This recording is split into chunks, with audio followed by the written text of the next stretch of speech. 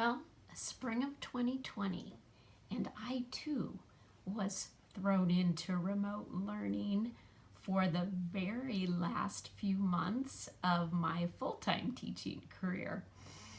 Kind of crazy. Yeah, it was a little bit crazy. But after all was said and done this summer, I really had some time to reflect and really think, what did I like about this remote or e-learning situation? What did I not like so much? And to really come up with some things that I think, things that were very helpful to me in the process. And so today I'm just going to talk about lots of R's because that's really what helped me. So these are my reflections on remote learning in early childhood education, which goes from birth to age 8. And I hope there's something that's beneficial for you on your personal journey. So I'm going to start right away with the first R, which is relax. Yeah, if we are not relaxed and calm as teachers, it's going to be very, very difficult for our students and their families to be relaxed. You know, they're afraid that, their kids are going to be behind and they won't know what to do. So the first thing I had to really do was think about, okay, how am I going to keep myself relaxed and calm? And the term you might hear a lot of is mindfulness, being mindful of those kinds of things. So the first thing I had to do was create a surrounding that worked for me. Now this is going to be different for you, but I am a nature lover. I like to be able to see live things growing. So here are a few things that I put in my environment to help me want to be there. Now this was the same at school too, as well as at home. So I'm going to show you a few things. I love my greenery, and so I am surrounded by some plants that I'm learning to take care of. And I also kept this because my friends and colleagues and students did a wonderful drive-by parade when I retired in front of my home, which was so touching. And I want to remember that. And so as I'm working and studying and on this new adventure, I keep that in there. Some other things, my faith is important to me. So I keep some tangible things close by that help me to be calm and in a place where I can be of value to families. So I found, you can see I'm wearing, this was a gem that was put together by a young child and gifted to me. So I kind of keep those things and put them on every so often to remember all the good things. And this little guy, I love him. He sits in my office too. And he was given to me actually by one of my past students who just graduated from high school. And he knew, and you can see behind me hanging up, my families know that I love nature, and my colleagues too. They bring me bugs and all of those good sorts of things. So I am very, very fortunate. But that is really important. And I think to stay relaxed, we also have to focus on what is going right. I think that's so important. And for some of us, that may be hard to find because we feel a little overwhelmed, but it also requires to offer yourself and others some grace in the process. We're all learning together, and the more we collaborate, the better it will be. So I think that is really important. And one other thing, I think it's really important to have something for yourself that's good during this whole process. My husband and I used to go for a walk every day. I mean, that was important. I took care of my plants, watering the plants. It seems like such a little thing. It might be music or reading for you or going out for a run. But those kinds of things are important too, and I guess I never really realized till I was stuck at home how important that is. And then the last part of relaxing for me is also embracing and encouraging celebrating. Celebrating maybe the first time you're nervous and you make that video that's going to be, broadcasted to your parents, or just the little steps that children make, when they come up and show you. We had a little celebration ritual that went, celebrate, celebrate, so-and-so zipped their coat, celebrate, celebrate, so-and-so turned a cartwheel. Something that you could individualize for children. But sometimes I just need to celebrate, and families need to celebrate too. Like I've had parents that are trying to parent, and go to school at the same time, and they finally get their nursing degree, so we celebrate. I think those are all a part of relaxing and being calm. So the second R I have for you is respect.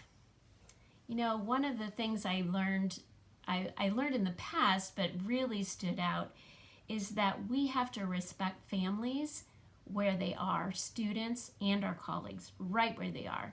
And this does require listening, like true listening, and even listening in between the lines. And that does take some time.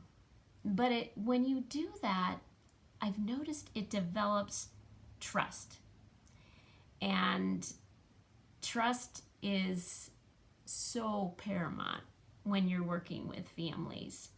And, the other thing that happened when I was listening, I realized I had to be careful about my own biases, because I have them.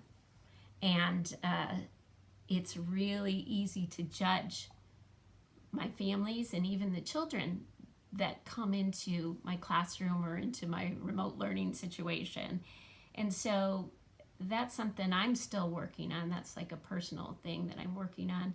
But it really helps to be able to understand your own biases and then listen to families without judgment.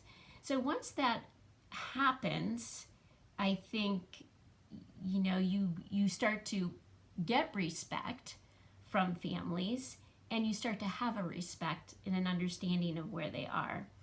So I think it's important to, as an educator, to know resources that are available for your families. You may be blessed to have like family educators that also are part of this, or just what resources are available to families. It may be knowing where they can get assistance so that they're with their rent or their water bill or whatever. Diapers, we have a diaper bank here. Knowing those resources can be so helpful to families and help us really on their learning journey. The other thing I think it's really important to understand is what children need hasn't changed. The world has changed. Maybe what we do or require in our educational framework has changed, but what children need has not changed. And I kind of put it into, I've thought of 5 things. I mean, they need the basics, obviously food, water, sleep, clothing, shelter, but they also need a trusting relationship. And that may be you. It may be you, it may be you with the parent. Children need two-way conversation. And it's hard because we tend to tell children what to do, but to really listen and have that two-way conversation, they need lots of movement and self-directed movement. They need opportunity. They need time and space to explore and have people then come alongside them and support their learning. So that hasn't changed really at all. And I think it's really important to be respectful of children is to understand child childhood development in those early years, and that the rate of development happens at many different rates that are all appropriate for learning. So you're relaxed, you have some respect, and I alluded to relationship. I mean, that's the third R that is so key. And relationship isn't about things. We can have the greatest preschool settings, the greatest materials in the world, but without relationship, it's not going to get us very far. And so we talked about how trust leads to connection. Connection, I think, is a key piece. You think of somebody you've met and you find that connection, that thing you have in common, that thing that draws you together. Once you find that, you have relationship. And I heard a woman named Lisa Murphy say this: if there is no connection, there is no relationship. And I really reflected on that statement, because a lot of times I think we do one-way things such as newsletters and videos and all of those things where we think we're connecting with parents, when in reality we're informing parents. So if I was going to be starting up remotely this fall, it was a little easier in the spring because I already had relationship. This was already established. In the fall, that's just right where I would start. I mean, I think I'd probably take that whole first week to really establish that relationship piece. And what could that look like? Well, porch visits was one thing I did, where I could be at a safe distance and I could learn about the family in person, face to face, so they could see who I was. But that might not be comfortable for you. Maybe you're not comfortable doing that. But you could do the same thing on a FaceTime. And maybe FaceTime with the whole family, so you could see brothers and sisters and have that little one introduce you. One of my favorite things was have them to tell them, I only have 10 minutes with you, so get together everything you want to show me. And there was never this hiding behind the parent kind of thing, because they were in charge, and I got language samples and I knew exactly what they were interested in. So I could incorporate that into my planning. So that was pretty exciting. And then the thing is, you may have to be a little bit flexible. I know we all have families and lives and different things, but in this initial period, if you can have some flex time and figure out how to do this, maybe let some other things go during this initial time, I think it would just benefit you throughout the whole year, whether you stay remote or you end up coming face to face. You'll be so far ahead of the game. And then once you have that relationship established with all your families, then I think you can start doing more group connecting. Like, I know we had a Zoom time once a week with the kids, and not everybody attended that, because depending on where their development was, either it was or was not important to them. But it was available for those that it was important. And that I've heard all sorts of creative things teachers did, talent shows and show and tell kind of things, where we took turns and learned how to mute and wait our turn and listen to each other. But if we needed to move and wiggle, it was no big problem because you were muted.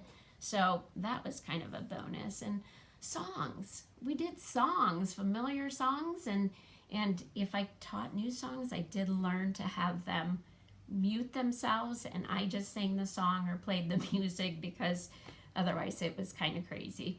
But it was so fun, because some would sit and watch, and some were bouncing all over the place, some were jumping on their couches to the music, but it was all okay. So, and then I brought in some of our favorite puppets and books and went deeper that way. Or if I was starting a new kids, I would introduce those puppets that then would be in the classroom when they do finally get to come to school. So that relationship, so key. So once you're relaxed, you have the respect going, you have relationship going, now it's time to figure out those rituals and routines that are going to work for your class. And again, this might be different than the teacher next to you. You know, you can still collaborate and work together, but it has to be comfortable for you and for your individual set of families. So there is a difference between rituals and routines. Routines are the sequence. So the things that are in time that are going to stay the same, or maybe you have like a bedtime routine, a snack routine, a bath routine, all of those kinds of routines. And then, but rituals are more those connection pieces. So for example, in our room, we were the yellow room, we had a chant, and it went, "We are," and the kids would say, "Yellow room, we are yellow room, we are yellow room, we can," and then that was left blank. We can sing our alphabet, we can jump our alphabet, we can walk like wiggly jello, we can fly to the playground like our butterfly. You know, it could be changed, but that chant, that ritual was the same. And then part of COVID, the hugging was out the window. So on a porch visit, actually, a little girl came. In our neck of the woods, people were putting hearts up in their windows all over the community. So when families went on walks, they had things to see or count or do whatever. But one little girl, I'm like, "Oh, virtual hug," and she goes like this. And so that became our ritual for love at a distance. And so we even did that on our little Zoom meetings and stuff. So you come up with the ritual that's you. Like if you like that ritual, go for it. But people come up with all sorts of creative ideas. Another thing I heard from a man named, I don't even know if I can say it right, John Unudis, he talked about how important it is for children to connect to the real world, or what he called life-derived learning. And so that's something that I thought, oh my goodness, we have all these families in all these different places. That it was really important that I helped them see that they were going to have success. And much of learning happens in regular life routines, such as cooking, doing laundry, bathing. I think I can cross the curriculum in any of those activities, but sometimes you just need a little bit of help knowing how. And so a lot of that was incorporated into videos. And then helping parents learn the difference between self-directed play and hands-on learning. Just because they have stuff in their hands doesn't mean that they're directing. It's not really a free play. But if you can help them learn to see, they send you a picture of, Johnny digging in the dirt, they send me that picture, then I can comment back about all of the things he's learning at the same time. And you're stepping back, he's digging, having fun, but he's still learning. But now the parent is more aware, and so their stress level goes down. So that was something I really tried to focus on with e-learning, is how can this happen in their everyday lives, whatever that looked like. And again, that from those initial conversations and follow-up conversations with families. It turned out that we had a Yellow Room Facebook page, and that was a great place to post videos. I did a daily video for the children that started out at about 5 minutes and somewhere between 5 and 10 minutes, and then a weekly video that was more directed at parents and what was happening in our personal community or with the district, or challenges that were coming up, information. Our district did a really cool thing too. They had posted where families could go, and they had really developmentally appropriate activities for like all the different grade levels that were very easy for families to do, that again promoted, sometimes parents need a little more direction because they're a little freaked out with all of that. So the choice board was really a great opportunity for some families. And then some families called me and said, Cindy, I need more of a schedule. I'm just losing it here. So we talked about what a day could look like and how it would include learning that could be individualized to that family's needs, because definitely the needs are all different. So the other thing the Facebook page did, it allowed families to connect through pictures, and I didn't have to worry about post, whether or not and all the permission, because they did the posting. I didn't post.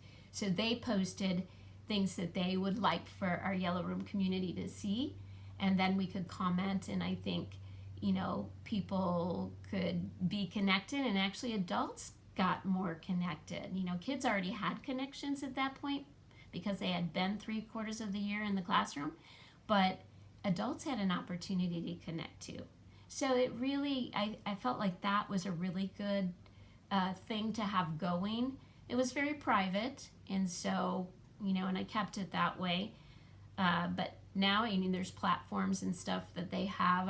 Our district is using a seesaw, I believe, for the coming year, and you can incorporate those kinds of things right in there and have, your assessment piece in there, which leads me to the 5th R, which is responsibilities. So, this all sounds great and wonderful, but we do have to be accountable for our assessments. So, in this process, I learned you have to be very clear and concise with what are the parent responsibilities and what are the teacher responsibilities, and then how to support a parent in their role. Now, here's the deal, that it's not going to look the same. Parents are functioning at different levels, just like children. And if we're going to individualize for children, we also have to consider, I think, individualizing for parents too. So just being very clear about what you're doing, and like with assessments, it was nice. My families were kind of already used to sending me pictures about things outside, because I believe the home to school connection is really important.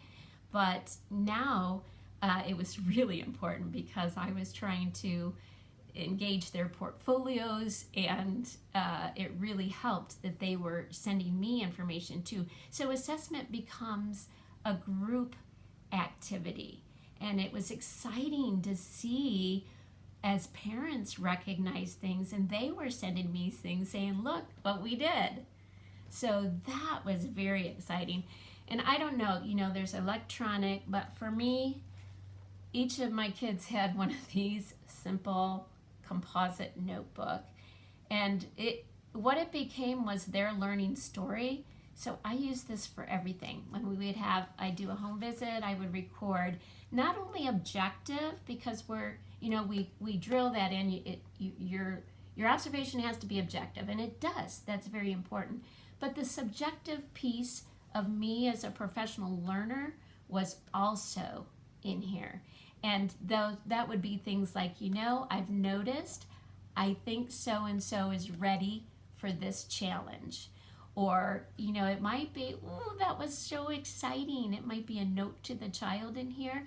And they actually did, some journal writing when they were face-to-face in there. So it was kind of a conglomeration. Now, it wasn't the neatest thing, but it really did tell their learning story. And is something that a parent could then take on later. And I did combine it with a picture portfolio that I had. So when I had been taking pictures, or parents had sent me pictures, each child had a file, and that was another great way to look and see different interactions. So that assessment piece is important, and we do need to be accountable for what we're doing in remote or e-learning, and so that was the way that worked for me. So I think it's great if we share with each other, but remember, it is individual. Teachers are individuals, and what works best for them is very individual. So I think we have to be real careful of comparing. So, okay. So that takes me to number 6 and my final R for a reflective thought on remote learning is reflect.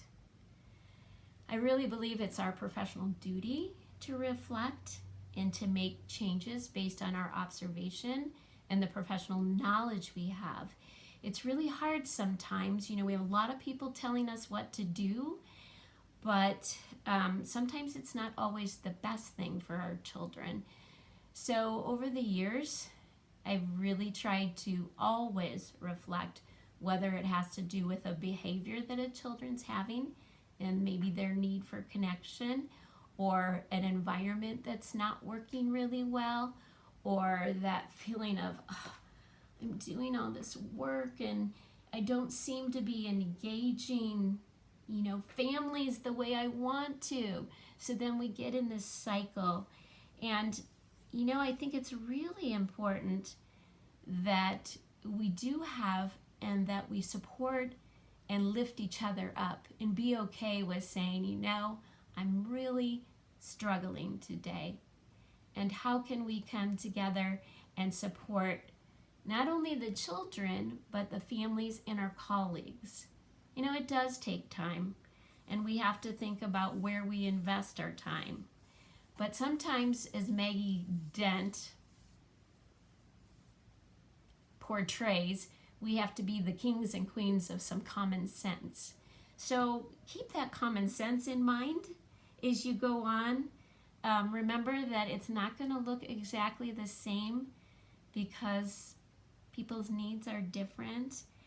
And I guess I send you well wishes in your year, in your upcoming year. And if I can be helpful to you, I'm more than happy. Have a great learning year.